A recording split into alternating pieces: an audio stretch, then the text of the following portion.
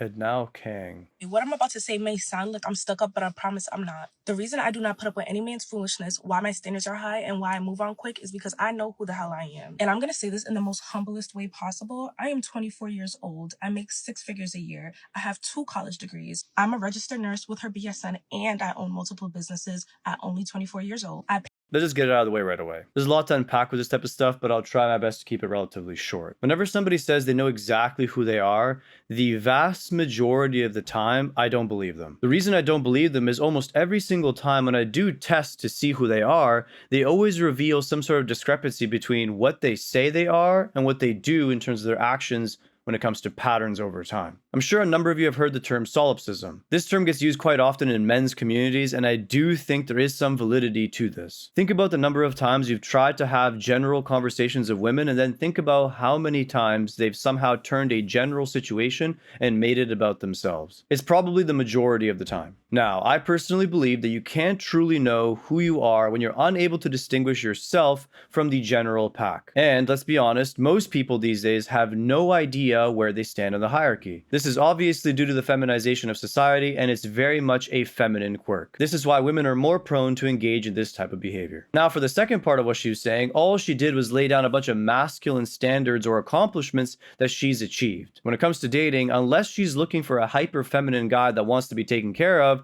none of that matters to the guy that she actually wants. And anybody with half a brain already understands this. As much as she wants to use this as a means to justify her high standards, it's just not valuable enough. Deep down, work for women is novelty. The reason it's novelty is because women deeply understand that at any moment they can exit the game by getting a man. Now, sure, you can argue that that man isn't perfect or can't provide the perfect life, but there always is a man that's willing to provide some form of life where you don't have to work a career type of job. For us as men, of course, we don't get that option. Work for us is mandatory, not novelty. Now, for the critics, I'm not saying that women shouldn't work. I'm saying there's obviously a psychological difference between having to work and the option of working. I really feel like this concept isn't talked about enough, and there's always this question as to why women are so keen and eager to get jobs early on to prove themselves. Why is it so much easier for them to do this than men? Novelty and control. It's the same reason you're going to clean out your entire dorm on Sunday and justify to yourself that you did work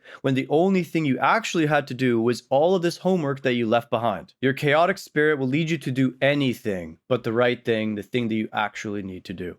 This is just human nature. Let's continue. My own bills, my body's tea. I have an amazing personality, nice. You can't subjectively dictate that your personality is amazing. This is the stupidest shit I keep hearing about all the time. If a guy were to come on social media and say his personality is amazing, we'd all clown him. For some reason in this society, girls get away with this nonstop, and no one really says much about it outside of very specific and niche men's communities. There needs to be more general accountability to women doing this. It's the most annoying shit ever. Women trying to convince us and themselves that their personality is amazing when in reality they can't be the one to judge that. It doesn't make any sense to do so. Clearly you're biased. Let's be real here.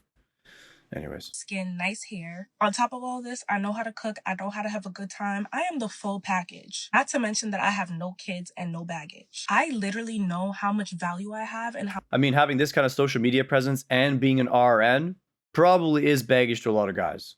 Sorry to tell you.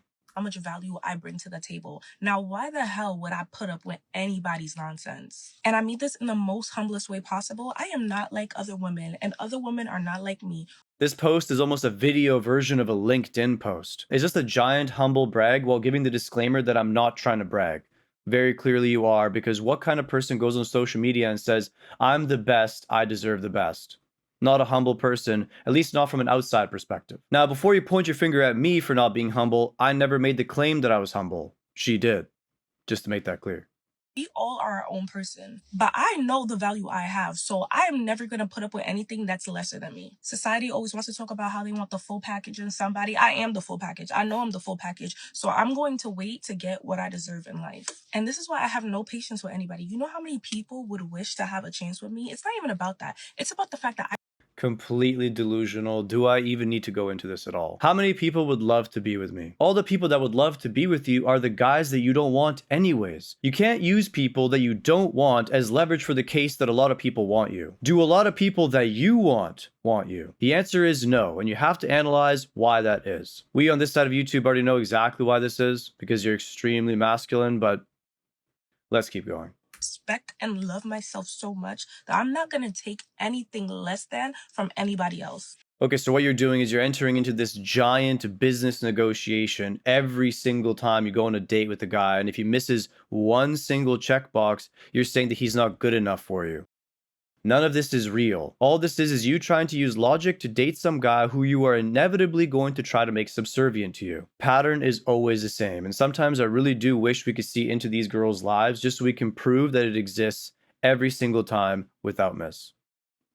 And I've worked really hard to get to where I am today. So if somebody's gonna try and come in my life and bring down my value or bring me stress, if you're not adding to my life, you're taking away from it. And that's something I will not put up with. Oh yeah, Whenever a girl comes forward and says this exact statement, if a guy doesn't add value to my life, there's no purpose to him. You can almost guarantee that this girl is masculine possessed. Someone like Carl Jung would call this animist possession. A woman that's feminine will focus on her feelings of the situation, not her false logical interpretation. I promise you, this girl will inevitably attract hyper feminine men and then continue to blame men for never being good enough while never blaming herself and only blaming the guy. This is textbook animist possession. Respectfully, the price is high and I'm gonna stick by it. As I've said many times on my channel, never, ever enter into a business negotiation with a woman when it comes to being in a relationship with her. If I needed to give you only one single indicator for a masculine woman, this is it. And it's pretty much present in all of them. Even I myself experienced this exact thing on a date with a woman. As soon as she dropped the line, I need somebody to add value to my life,